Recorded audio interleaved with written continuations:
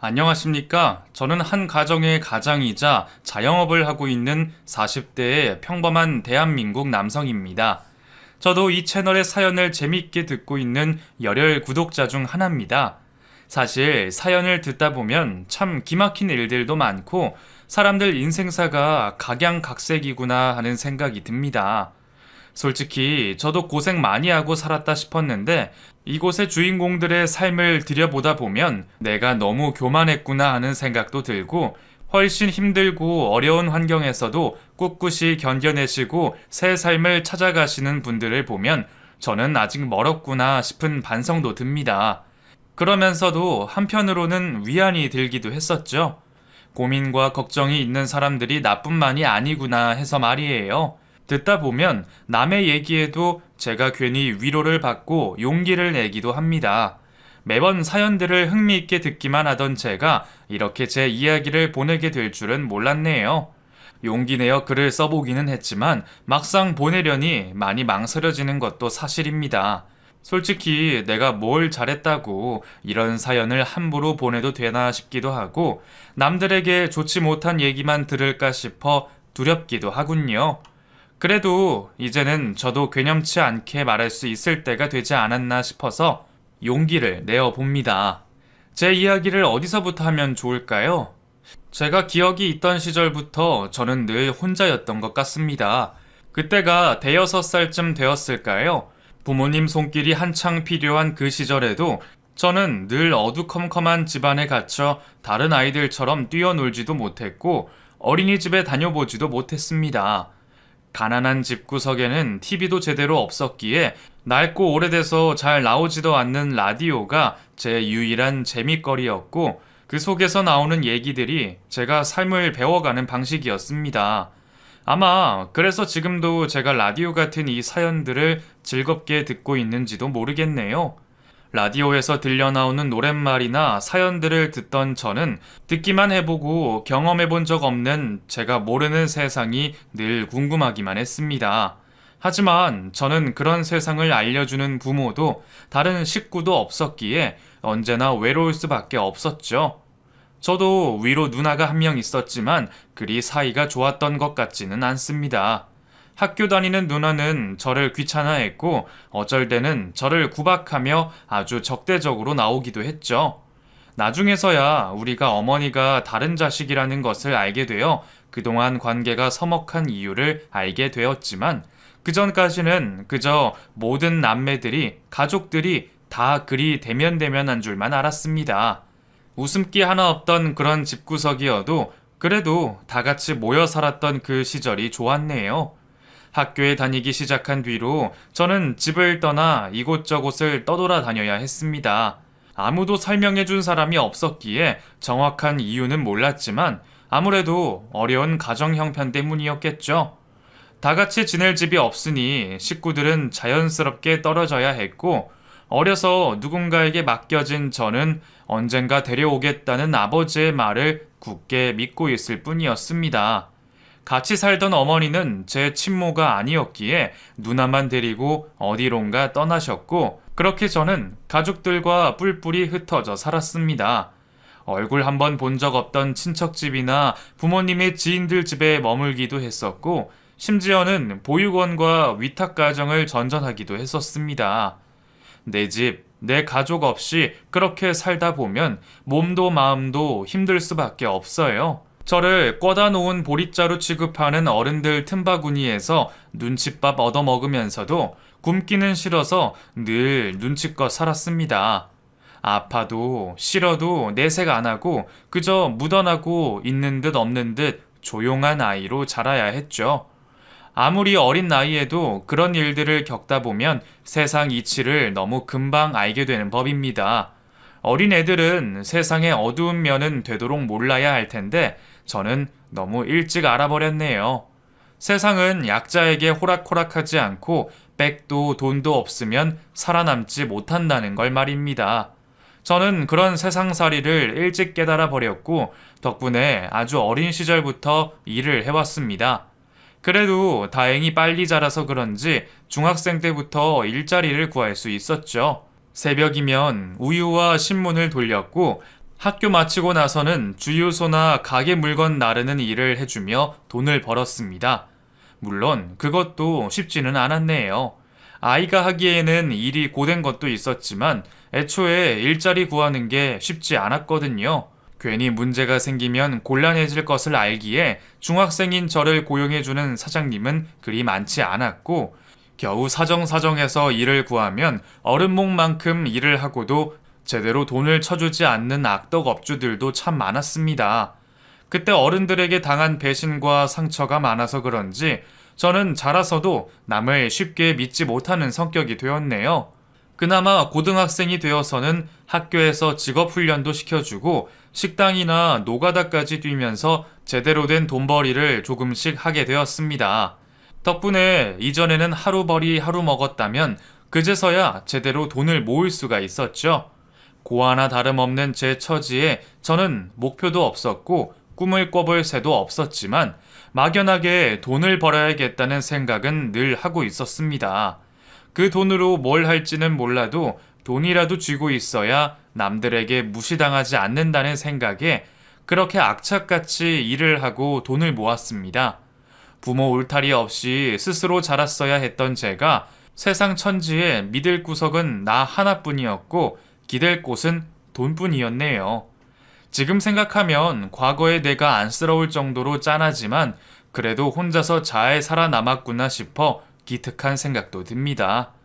솔직히 그때는 내가 알아서 바르게 인생을 살아야겠다는 마음가짐보다는 그냥 세상이 원망스러워 악다구니를 썼던 것도 같습니다. 악착같이 살아서 내 앞가림 할 거니까 다들 어디 한번 두고 보라지, 그런 심정이었죠. 그래도 덕분에 저는 비행을 할 틈도 없이 바쁘게 살아왔고 일찍이 제 가게를 차려 성공을 할 수 있었습니다. 그래봤자 배운 것 없이 무식하고 일밖에 할 줄 모르는 저였지만 어엿한 내 가게, 내 집 마련할 수 있었던 제 스스로가 참 자랑스러웠습니다. 하지만 그럼에도 늘 마음 한구석 허전한 마음이 있었죠. 가족이라 부를 수 있는 사람 하나 없이 외롭게 살고 있는 제 처지가 스스로도 안타까웠으니 말입니다. 가족이라는 것이 대체 뭔지 잘 모르던 저는 결혼해서 가정을 꾸리면 나도 행복해질 수 있으려나 늘 궁금했습니다. 가져본 적 없으니 그 느낌을 잘 모르지만 그래도 예전에 식구들이 한 상에 둘러앉아 먹었던 그 식사가 참 따뜻했던 것 같았거든요. 그래서 그런지 저는 화목한 가정의 모습들을 보면 항상 그렇게 부러울 수가 없었습니다. 돈이야 굶어 죽지 않을 정도만 벌면 더 필요하다 생각하지도 않았고, 그래서 저는 억만장자나 대단한 사람들보다 화목한 환경에서 구김없이 자란 사람들이 인생에서 가장 성공한 사람이라는 생각이 들었습니다. 그리고 근영 씨도 그런 사람 중 하나였죠. 근영 씨는 제가 가게를 하면서 알게 된 어떤 분의 따님이었습니다. 마음씨 좋던 사장님 사모님의 유일한 외동딸이었고 그 세 가족을 보고 있으면 괜히 저도 기분이 좋아지곤 했죠. 평소 봉사활동도 자주 다니시고 그 동네에서도 사람 좋기로 유명하신 분들이라 그런지 가끔씩 만나는 제게도 참 잘해주시던 분들이었습니다. 그런 분들 밑에서 자란 근영 씨는 마음씨도 곱고 참 바른 사람이었습니다. 사회복지사 일을 하는 근영 씨는 평소에도 어려운 사람들을 그냥 두고 보지 못하더군요. 그런데 근영 씨는 마음씨뿐만 아니라 얼굴도 참 예뻤습니다. 착하고 예쁘기까지 한 게 쉽지 않을 텐데도 근영 씨는 그 모든 것을 다 가진 사람이었죠. 그래서 아마 주변에서도 근영 씨를 노리는 사람들이 많았을 거예요. 저도 마찬가지였고 말이죠. 하지만 제 주제에 어디 그런 여자를 거들떠나 볼 수 있겠습니까? 저도 제 분수를 잘 알고 있으니 그런 여자는 분명 자기와 비슷한 환경에서 화목하고 넉넉하게 자란 남자를 만나야 한다 생각했습니다. 누구한테나 착한 그 여자가 나한테도 신경을 써주는 걸 보면서 저는 커져가는 마음을 억누르려 참 많이 애썼습니다. 하지만 사람 마음이라는 게 늘 제 마음대로 되는 건 아니잖아요. 숨기려 숨기고는 있지만 혼자 키워가는 사랑은 쉽게 수그러들지 않았습니다. 그래서 제가 알아서 거리라도 두려고 노력했건만 바보 같은 저는 거리 조절도 실패했네요. 얼떨결에 근영 씨를 따라 교회를 가게 되었거든요. 일요일 쉬는 날에 뭘 하냐 묻기에 만날 사람도 없고 가족도 없으니 그냥 집에 있죠 말했는데 그 얘기를 듣고는 근영 씨 어머님이 저를 교회로 초대를 해주셨습니다. 할 것 없으면 와서 점심이라도 먹고 가요. 우리 교회 밥이 아주 맛있거든? 이번에 부활절이라서 행사도 많이 하니까 부담 가질 건 없고 그냥 와서 놀다 가면 좋잖아요. 종교도 신념도 없던 제가 교회를 다녀본 일은 없었네요. 어렸을 때는 선물 받고 싶어서 몇 번 가본 적은 있지만 다들 행복해 보이는 그곳에 제가 있을 자리가 없다 싶어 계속 다니지는 못했었죠. 그런데 나이를 다 먹어서 교회에 나가려니 참 쑥스럽기도 하고 어색했었습니다. 그런 저를 눈치채셨는지 사모님이 근영 씨에게 저를 부탁하셨죠. 둘 다 젊은 청년들이니 청년부 활동도 하고 재미를 붙여보면 좋지 않겠냐고 말이에요. 그렇게 저는 자의반 타의반으로 교회를 나가게 되었고 근영 씨와 부쩍 가까워지게 되었습니다. 착한 근영 씨는 아무것도 모르는 저를 도와주면서 제가 교회에 적응할 수 있도록 도와주었죠. 저도 처음에는 교회를 다니는 게 어색하고 불편했는데 그래도 사람들 틈바구니에 섞여 있으니 그때만큼은 나도 보통 사람이 된 것 같고 즐거워지는 기분이 들었습니다. 그래도 무엇보다 가장 좋았던 것은 말 한번 붙여보기 어려웠던 근영 씨와 앞으로는 계속 가까워질 수 있었다는 거였습니다. 미련한 제 마음을 숨기려 거리를 두려 했지만 사실 제 진심은 근영 씨와 더 가까워지고 싶은 것이었고 우연히 찾아온 기회 앞에서 저는 분수를 모르고 욕심을 부렸습니다. 그렇게 저는 1살 어린 근영이와 함께 교회도 다니고 가끔은 밖에서 만날 정도로 가까워지며 그 뒤로 오랜 시간을 알고 지내게 되었지만 그동안 고백을 해본 적은 없었습니다. 여전히 근영이는 나와 다른 세상의 사람이라 생각이 되었고 저는 제가 좋아하는 근영이가 누구보다 행복해지기를 바랬으니까요.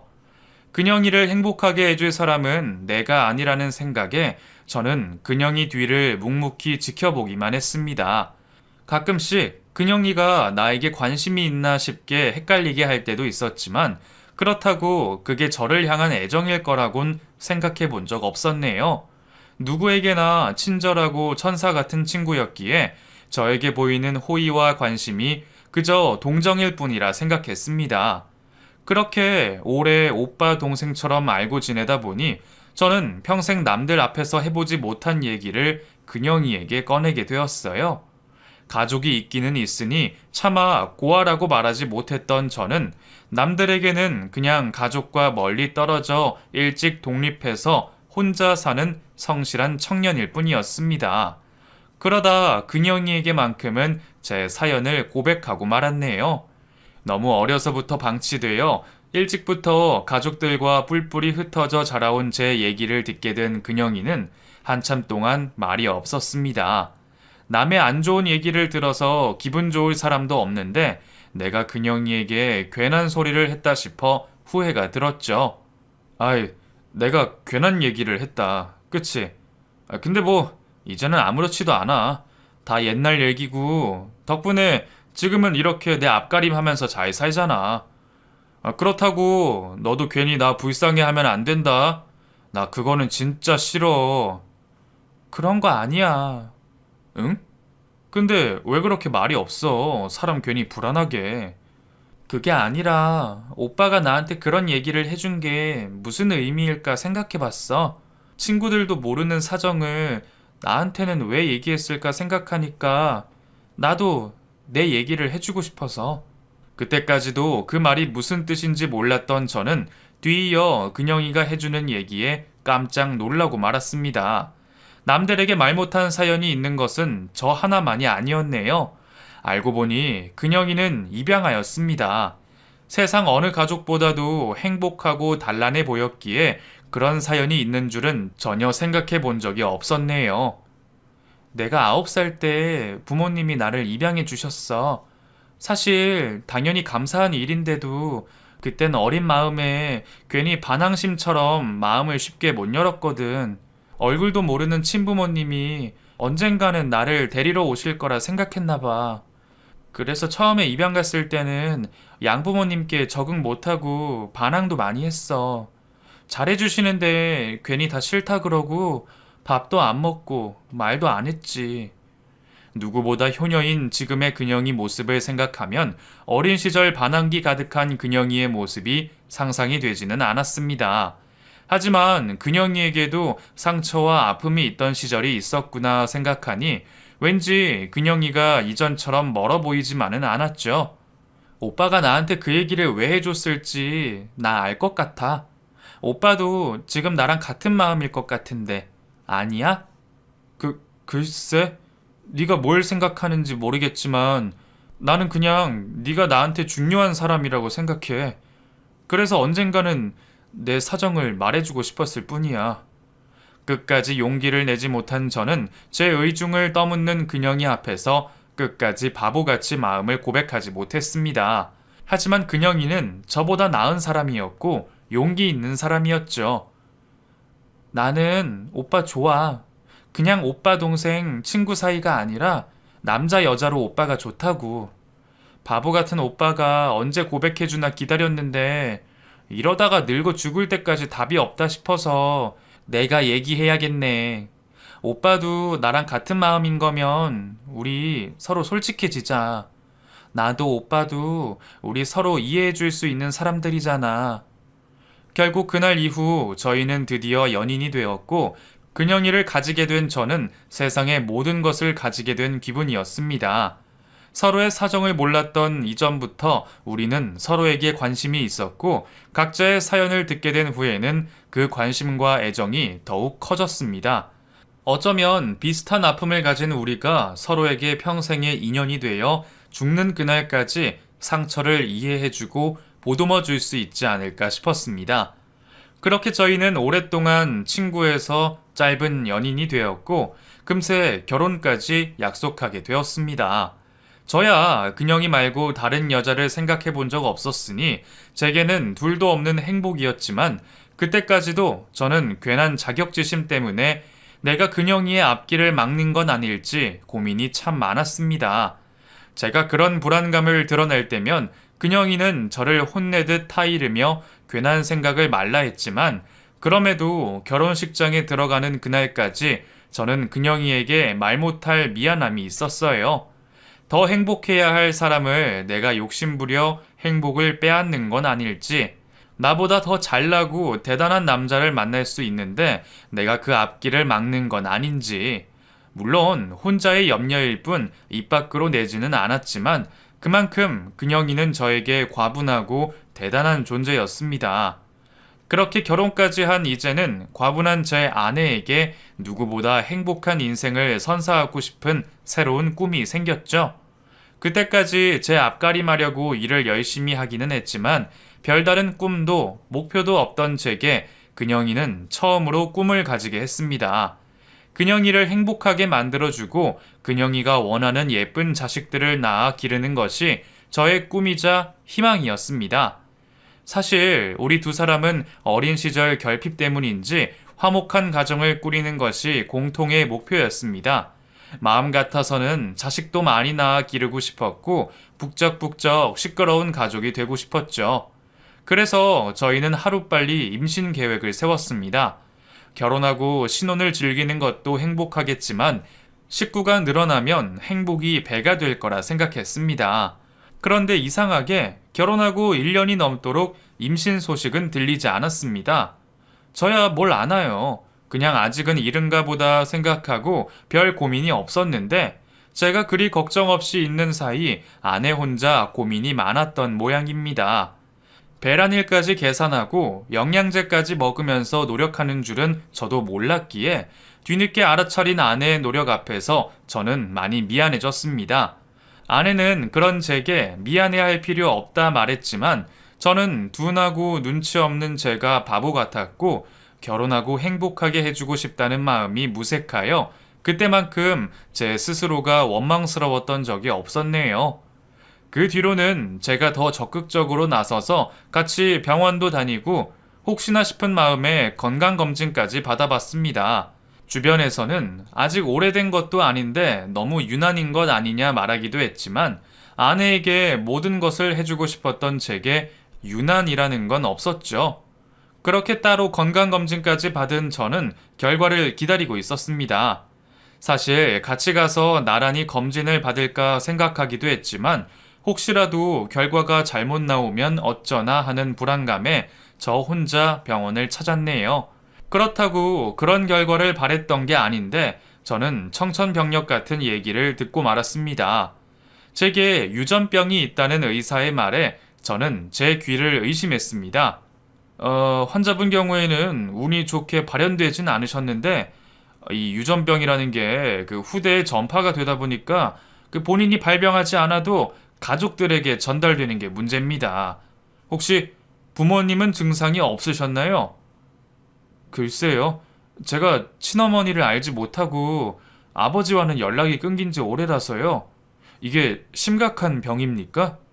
무슨 병이나 개인차가 있겠지만 그 어린 나이에 발병할수록 경과가 좋지 않습니다. 보통 늦어도 10세 전에 발병이 되는데 일찍 발병하면 그만큼 사망 확률이 높아지고 늦게 발병이 돼도 평생 약을 달고 힘들게 살아야 하죠. 그 얘기를 들은 순간 얼굴도 보지 못한 친어머니 생각이 나더군요. 그동안은 나를 낳아만 놓고 어디 가서 잘 살겠지 상상하곤 했는데 혹시나 어머니에게 병이 있으셨다면 사정이 있으셨을 수도 있겠구나 하는 생각이 들었습니다. 그리고 그 생각에 왠지 원망하던 마음이 수그러들기도 했네요. 하지만 제가 당장 걱정해야 할 것은 보지도 못한 어머니가 아니라 저희가 기다리고 있던 아이의 문제였습니다. 의사는 자기 소관이 아니라 말해주지는 못하지만 저같이 발현되지 않은 케이스가 오히려 특이 케이스라며 임신을 계획하더라도 마음의 준비를 단단히 하라 하더군요. 의사의 비관적인 말을 듣고도 믿을 수 없던 저는 집에 돌아가 제가 가진 유전병을 검색해 봤고 그제서야 좌절할 수밖에 없었습니다. 어린 아이들이 병을 얻어 힘들어하다 결국 이른 나이에 죽거나 평생 고생하는 모습을 보게 되니 차마 내 자식에게 그런 상황을 만들 수가 없었습니다. 희박한 확률로 저처럼 발현이 되지 않을 수도 있지만 운이라고는 없는 제게 또다시 그런 행운이 찾아오리라는 확신이 없었죠. 하늘이 무너질 것 같은 상황에 저는 아내에게 차마 그 사실을 알리지 못했습니다. 부부로서 운명 공동체로서 마땅히 말해야 했지만 그 얘기를 듣고 좌절할 아내의 모습을 차마 두고 볼 자신이 없었습니다. 너무나 비겁하지만 내 잘못으로 아내에게 불행을 가져다 줄 수는 없었습니다. 그렇게 혼자 끙끙대며 고민만 하던 저는 여전히 임신을 바라는 아내를 바라보며 홀로 결단을 내렸습니다. 바로 정관 수술을 하기로 결심한 것이죠. 지금 생각하면 과연 그 방법밖에 없었을까 싶지만 당시에는 제게 다른 방법은 없는 것 같았습니다. 내 병을 고백하고 아내와 이혼을 할 자신도 없었고 그렇다고 우리 욕심으로 아이에게 불행을 가져다 줄 수도 없었죠. 수많은 고민 끝에 그게 맞다 싶었던 저는 한동안은 저 혼자 함구하고 언젠가 아내에게 사실을 고백하려 생각했습니다. 하지만 아내에게 비밀로 하고 정관 수술까지 받고 와서도 차마 그 용기를 내기가 쉽지 않았네요. 그것도 모르는 아내는 여전히 임신을 위해 갖은 노력을 했고 저는 그런 아내를 보며 죄책감을 느낄 수밖에 없었습니다. 차라리 솔직히 고백하고 아내를 떠나보냈어야 했는데 착한 아내가 저를 떠나겠다 하지 않을 것도 잘 알고 있었고 아내가 위험을 감수하고 아이를 낳자고 하지 않을까 싶었기에 어쩌면 아내가 그냥 모르고 지나가는 게 더 좋지 않을까 하는 생각이 들기도 했습니다. 그 사람 성품이라면 그럴지도 모른다는 생각에 저는 독단적인 결정을 내리고 말았습니다. 그렇게 아내에게는 몇 달이나 그 사실을 숨긴 채로 지내왔고 저는 여전히 죄책감에 시달리고 있었죠. 그런데 어떻게 된 일인지 어느 날 아내는 제게 임신 소식을 알려왔고 저는 그 앞에서 아무런 말도 할 수 없었습니다. 여보, 나 임신이라니까? 기쁘지 않아? 반응이 왜 그래? 어? 아니, 기쁘지. 근데 표정이 왜 그래? 사람 걱정되게? 아니, 나는 너무 놀라서 그랬지. 너무 놀라서 사람이 말도 안 나오네. 근데 정말 임신은 맞는 거야? 나랑 같이 병원 다시 가볼까? 여기 초음파까지 봤는데도 못 믿겠어? 그래. 그럼 다음번 검진 때 같이 병원 가보자. 사실 나도 처음엔 그랬어. 집에서 테스트 해봤을 때는 못 믿었는데 병원 가서 보니까 실감이 나더라고. 오빠도 가서 직접 보면 실감이 날 거야. 저는 분명 수술을 받았고, 그럼 우리 부부 사이에서는 임신이 될 리가 없는데, 이게 대체 무슨 일인지 모르겠더군요. 너무나 당황스러웠던 저는 아내의 임신 소식 앞에서 아무 말도 하지 못했고, 그렇다고 제대로 축하도 하지 못했죠. 정말 희귀한 경우로 가끔 정관 수술이 풀려 임신이 되는 경우도 있다던데, 제 경우에는 수술법이 달랐기에 그럴 경우가 희박해 보였습니다. 분명 의사 선생님도 수술이 잘 되었다고 말하셨는데 임신이 될 확률이 말이 안 된다 생각했죠. 그렇다고 이제 와서 제가 아내 몰래 정관 수술을 받았다는 얘기를 꺼낼 수도 없었고 뱃속에 있는 아이의 친자 검사를 해볼 수도 없기에 저는 아내에게 아무 말도 할 수 없었습니다. 그저 기뻐하는 아내의 옆에서 함께 임신을 기뻐하는 척 할 수밖에 없었죠. 그 상황이라면 누구라도 의심스러울 수밖에 없을 겁니다. 제가 알고 있는 사실이 그랬으니까요. 하지만 저는 제 아내를 쉽게 의심할 수 없었습니다. 누구보다 믿고 있었던 내 아내가 설마 부정한 일을 저질렀을까 생각하니 차마 상상이 되지 않더군요. 혹시나 싶어 아내의 핸드폰을 뒤져보기도 했지만 이렇다 할 것들은 눈에 보이지 않았습니다. 그리고 설령 아내가 나 몰래 무슨 짓을 벌였다고 해도 저는 그걸 알고 싶지 않았죠. 그렇게 저는 출산까지 10달 동안 혼자 소가리만 하며 아내에게 솔직한 말도 꺼내지 못했죠. 임신한 아내에게 그런 충격을 줄 수도 없기에 말을 해야 한다면 출산 이후가 맞을 거라 생각했습니다. 그리고 제가 사랑하는 사람이 무슨 잘못을 저질렀든 저는 제가 처음 마음먹은 그 약속을 지키기로 했습니다. 근영이를 행복하게 해주고 좋은 가정을 꾸려주겠다는 약속을 말이죠. 그래서 아내가 임신한 동안 저는 속으로는 소갈이 하면서도 아내 앞에서만큼은 좋은 아빠, 좋은 남편이 되었습니다. 아내가 먹고 싶다는 건 어떻게든 구해왔고 매일 마사지에 태교에 아내에게 좋은 일은 무엇이든 해주었습니다. 그렇게 드디어 출산날이 되었고 저는 그동안과 마찬가지로 남편으로서 아버지로서 아내의 곁을 지켰습니다. 아내의 출산을 지켜보고 아이의 탯줄을 끊던 순간 저는 그동안의 고민과 걱정이 모두 사라지고 제 안에 환희가 가득한 것을 느끼게 되었습니다. 출산이라는 게 이런 것인지 처음 알았네요. 그때까지도 아이가 내 아이라는 생각이 없었던 저였지만 막상 세상에 나온 아이와 마주하게 된 저는 그게 다 무슨 상관인가 싶어졌습니다. 분명 아이가 태어나자마자 친자 확인을 하겠다고 생각하고 있었는데 그 결심과 달리 기뻐하는 아내와 사랑스러운 아이의 모습에 마음이 흔들렸습니다. 사실 수술을 하면서 입양까지 생각했기에 그 아이가 내 친자가 아니라는 것이 무슨 문제일까 싶더군요. 어차피 남의 아이를 키울 생각이라면 아내의 아이가 더 낫지 않을까. 아내가 누구와 무슨 일을 벌였던 지금처럼 내 옆에만 있어주고 그 아이의 아버지를 나라고 생각한다면 그냥 이대로 덮어두는 게 좋지 않을까. 그런 결론을 내리게 되었습니다. 누가 들으면 바보 같은 생각일지 몰라도 제 상황이 되어 보신다면 그때는 제 마음을 조금이나마 이해하시겠죠. 결국 친자 검사를 해서 괜한 사실을 확인하고 싶지 않았던 저는 그 아이를 제 아이로 생각하며 키우기로 결심했습니다. 그런데 굳게 먹은 마음은 생각보다 굳건하지 않았습니다. 아내가 별 생각 없이 내뱉은 말들에 제 의심이 다시금 피어올라 버렸네요. 아들은 엄마를 닮는다 그러더니 정말 나만 닮았나 봐. 어떻게 당신 닮은 구석이 하나도 없지? 당신 괜히 섭섭하겠다. 그래도 이번엔 양보하세요. 다음에 딸 낳으면 그땐 당신 닮을 것 같아. 왜 괜히 그런 얘기를 하는지, 나에게 눈치를 주는 건지 저도 모르게 자꾸만 이상한 생각들이 들었고, 그런 일들이 몇 번 더 벌어지자 담담하려 했던 마음은 온데간데 없이 저는 점점 예민해질 수밖에 없었습니다. 아휴, 지호가 아직은 아빠 품이 어색한가 보다. 오빠가 안 하면 왜 이렇게 울지? 지호야, 아빠야, 아빠. 아빠를 왜 못 알아봐, 응?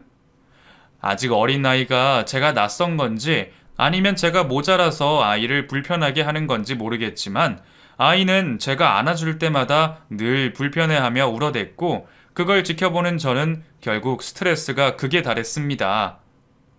당신은 왜 자꾸 그런 얘기해? 지호가 내 아이가 아니기라도 하다는 거야? 그게 무슨 말이야? 내가 무슨 말을 했는데? 애가 나를 안 닮았다느니, 내 품이 불편하다느니, 애가 아빠를 못 알아본다느니 그런 얘기를 왜 하냐고. 그 얘기는 지호가 내 아들이 아니라는 소리야 뭐야? 뭐? 지호가 당신 아들이 아니면 누구 아들인데? 글쎄, 그건 당신이 잘 알겠지. 뭐라고? 지금 설마 나를 의심하는 거야? 내가 당신 모르게 무슨 짓이라도 했다는 거야? 대체 언제부터 그런 생각을 했어? 어? 당신이 어떻게 나한테 그런 말을 해? 내가 당신한테 뭐 의심받을 짓이라도 했어? 끝까지 말 안 하려고 했는데 이제는 어쩔 수 없다. 그래, 내 입장에서는 의심될 수밖에 없지. 내가 정관 수술을 받았는데 당신이 임신을 했는데 어떻게 의심이 안 되겠어? 당신 정관 수술 받았어? 나한테 말도 안 하고? 이제 와서 그게 중요해? 지금 중요한 건 내가 임신을 할 수 없는데 당신이 아이를 낳았다는 거야. 당신이 성모 마리아도 아니고 어떻게 이런 일이 벌어지냐고. 기가 막혀서 말도 안 나와. 다른 사람도 아니고 오빠가 어떻게 나를 의심해? 수술? 그런 걸 나한테 말도 안 했어? 그래, 나야말로 당신이 나를 어떻게 생각했는지, 그동안 무슨 마음이었을지 다 알겠다. 당신이 수술까지 했는데 어떻게 임신했나 모르겠어?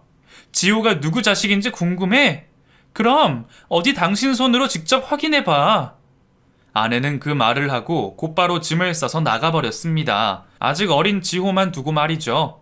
저도 그렇게까지 할 생각은 절대로 없었습니다. 그날따라 너무 피곤했고 아이를 보고 싶어 달려온 제 품을 싫어하는 아이와 그런 말을 하는 아내에게 섭섭했던 것뿐이죠. 하지만 저 스스로의 의심에 덫에 빠졌던 저는 그 순간 욱하는 마음에 절대 해서는 안 될 말을 뱉어버렸고, 그렇게 아내에게 상처를 주고 말았습니다. 집을 나간 아내가 친정에 갔다는 얘기를 듣고 당장 쫓아가야겠다 생각했지만 정작 행동은 그러지 못했습니다.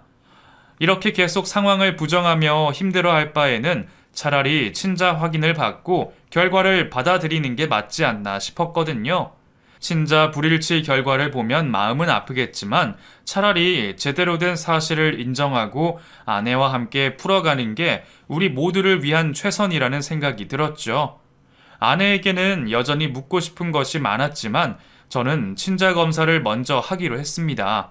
그렇게 아이의 시료와 제 시료를 검사를 보내고 저는 며칠간 아이와 단둘이 남아 많은 생각을 했습니다. 이 상황이 벌어진 게 어디서부터 잘못된 것인지, 앞으로는 어떻게 해야 할지 혼자 자책하고 원망하고 자아성찰을 하게 되더군요. 솔직히 아내가 집을 나가고서야 제대로 알 것 같았습니다. 무슨 이유에서든지 저는 아내와 떨어져 살 수가 없다는 것을 말이죠. 아내에게 다른 남자가 있었던, 실수를 했던 모든 것을 덮어두고서라도 아내와 아이를 제 곁에 두고 싶었습니다. 입양 가족임에도 행복한 처가댁을 보면 나도 못할 이유가 없다 생각했어요. 드디어 검사 결과가 도착하고 저는 충격적인 결과를 마주하게 되었습니다. 몇 시간 고민 끝에 어렵게 확인한 친자 검사 결과지에는 지호와 제 유전자가 99.9% 일치한다고 적혀 있었습니다. 순간 꿈이라 생각한 제가 몇 번이나 정신을 차리고 다시 확인해 봤지만 종이에는 여전히 같은 얘기가 적혀 있었죠. 혹시나 싶어서 다른 곳에 맡긴 검사까지 모두 같은 결과를 확인하고 보니 저는 뭔가 잘못되었다는 생각을 하게 되었습니다. 저는 그제서야 아이를 업고 아내가 있는 처가댁으로 달려가게 되었습니다. 내 등에 업힌 아이가 내 아이가 맞다는 사실이 벅찬 기쁨이면서도 크나큰 충격이었습니다. 그리고 저는 뒤늦게 도착한 처가댁에서 믿기 힘든 진실을 알게 되었습니다. 아내는 자기 얼굴도 제대로 보지 못하고 서 있는 저를 보며 눈물을 흘렸습니다. 그리고 그동안 제게 말하지 않았던 모든 얘기를 들려줬죠. 나 당신 얘기 다 알고 있었어. 당신이 가지고 있는 유전병이랑 정관수술까지. 당신 처음부터 나한테 숨기고 싶었으면 병원 내역은 카드로 결제하지 말았어야지. 검색 기록이라도 잘 지웠어야지. 그걸 내가 보고도 궁금해하지 않을 줄 알았어? 게다가 정관수술 받으러 지인 병원에 가는 사람이 어딨어? 사실 제가 수술을 받은 병원은 교회에서 알게 된 선생님의 병원이었습니다. 그때는 별 생각 없이 아는 병원이 거기 하나라 찾아갔는데 돌이켜보니 같은 교회를 다니던 아내도 그 선생님을 알고 있었겠다 싶었죠. 그래, 이제 알겠어. 선생님이 나한테 전화해 주셨어. 당신이 수술 상담하러 왔다고. 거기서 유전병 때문에 아이 못 갖겠다 그랬다며. 나 솔직히 당신이 나한테 먼저 얘기해 줄 줄 알았어. 상담은 혼자 받더라도 수술 받기 전에는 나한테 꼭 말해 줄 줄 알았다고. 근데 당신 끝까지 얘기 안 하더라? 근영아, 그건 내가 잘못했어. 나도 너무 무섭고 너한테 차마 그런 실망을 안겨줄 자신이 없었어. 그렇다고 그런 일을 당신 혼자 결정한 건 잘한 거야? 당신은 나를 대체 뭐로 생각하는 거야? 평생 배우자라 말만 그렇게 해놓고 정작 그런 중요한 일에는 나한테 말도 안 하고 나를 의심하면서도 모르는 척하고 있고. 그래, 나도 처음엔 너무 화가 났지. 어떻게 그런 일을 말도 없이 혼자 결정할 수 있나 싶어서 말이야. 그러다가 나중에는 당신은 얼마나 힘들었을까 싶어서 이해해 보려고 했어. 그렇다고 남편이 수술하는 걸 어떻게 두고 봐. 그래서 내가 선생님한테 부탁드렸어. 수술하지 말아달라고. 근데 나 분명 수술 받았는데? 자국도 있어. 그래. 근데 정관을 없앤 건 아니야. 사실 내가 먼저 말할까 하다가 당신을 기다려보고 싶었어. 대체 언제까지 입 다물고 있을까? 나한테 언제 말해줄까? 계속 기다렸다고. 그러다가 임신 소식을 듣게 됐고, 솔직히 그건 나도 예상 못했어. 그동안 계속 임신이 어려웠는데 어떻게 갑자기 임신이 될까 싶었거든. 근데 결국 아이가 찾아와 줬고 나는 그게 우리 운명이라 생각했어. 임신하는 동안에도 혹시 병을 물려받으면 어쩌나 너무 걱정스러웠는데 내가 오빠한테 그런 걸 얘기할 수도 없잖아. 오빠가 나한테 말을 안 해줬으니까. 근데 오빠는 그때까지 입을 다물고 있더라? 그래서 나는 오빠가 정관 수술이 안 됐다는 걸 알고 있는 줄 알았어. 설마 자기 애가 아니라 생각하면서 우리 곁에 있는 줄은 몰랐으니까. 고은아, 미안해. 내가 잘못했어. 나도 혼자 생각이 많았어. 그 상황에 나도 모르게 그런 의심이 들었어. 네가 그럴 사람이 아니라는 건 알면서도 갑자기 임신이 된 상황에 달리 어떻게 생각해야 할지 몰랐어. 그러다가 막상 아이를 보니까 나도 너무 행복했고 그 언제보다 행복해 보이는 너를 보고 차마 사실을 말할 수 없었어. 그래서 그냥 내가 다 묻고 너랑 지호 위에 살아가면 된다고 생각했지. 근데 나도 모르게 자꾸만 자격지심이 생겨서 너한테 하면 안 되는 말까지 하고 말았어. 정말 잘못했어, 고은아. 제발 나를 용서해줘. 아내는 그동안 제가 스스로 사실을 말하기를 묵묵히 기다려왔습니다. 하지만 용기 없는 저는 비겁하게 도망가기만 했고 뒤늦은 제 고백에도 아내는 쉽게 마음을 열지 않았습니다. 결국 이혼을 하겠다며 제게 얘기하는 아내를 보면서도 아무 말 할 수 없었죠. 하지만 그렇게 아내를 떠나보낼 수 없던 저는 매일 처가댁으로 가 무릎을 꿇고 용서를 구했습니다. 내가 사람을 못 믿어봐서 그래.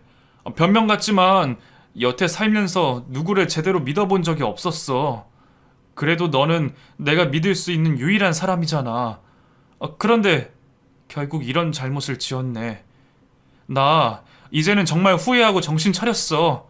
제발 나한테 한 번만 더 기회를 주면 안 될까? 나 너 없으면 못 살아, 고은아. 저는 너무나 후회스러웠고 아내와 아이에게 씻을 수 없는 죄를 지었습니다. 평생 가도 그 죄를 다 씻을 수 없겠지만 그렇게 떠나보낼 수는 없었어요. 저는 매일 솔직한 제 진심을 고백했습니다. 가끔은 아내에게 섭섭했던 것들도 그제서야 말을 해봤고 여태 숨겨왔던 가족에 대한 울분도 털어놓았죠. 너무 못난 마음이라 아내 앞에서도 말하지 못했던 모든 말을 아내에게 숨김없이 까보이고 나서야 아내는 저를 다시 받아주었습니다. 앞으로 다시는 뭐든지 숨기지 말라고 말이에요. 그렇게 착한 아내는 제 잘못을 용서하고 다시 돌아와 줬고 그 뒤로 저는 정말 새 사람이 된 기분이었습니다. 이제는 말로만이 아닌 진심으로 아내와 아이를 바라보며 살기로 했고 그 약속을 지키려 지금도 애를 쓰고 있습니다. 천만다행인 것은 저희에게 기적이 또 한 번 찾아와 주었다는 것이지요. 지호는 매년 병원 검사에서도 별다른 이상을 보이지 않았고 내년이면 무사히 초등학교를 졸업할 겁니다. 그 사실이 얼마나 기적 같고 감사했는지 그 덕에 저는 평생 다른 욕심은 부리지 않게 되었습니다. 지금도 여전히 가족의 안위 말고는 더 바라는 게 없죠. 아무리 많이 벌어도 우리가 쓸 것 말고는 모두 남들과 나누려 하고 우리보다 여유 없는 사람들에게 우리의 여유를 나눠주려 노력하고 있습니다. 아내와 아이가 아니었다면 저는 지금 이 자리에 없을 겁니다. 그리고 아내가 아니었다면 제가 지호를 만나지도 못했겠죠. 지금도 여전히 제 과거의 결정을 후회하고 있지만 그래도 아내의 사랑 덕분에 아이와 우리 가정이 무사한 것이 아닌가 하는 생각이 듭니다. 사람들은 모두 후회해야 할 결정들을 할 때가 있을 겁니다. 그게 이기심 때문일지 이타심 때문일지는 모르지만 한번 저지른 실수와 후회는 돌이킬 수 없겠죠. 그럴 때 여러분들도 곁에 함께할 가족들이 있기를 바라겠습니다.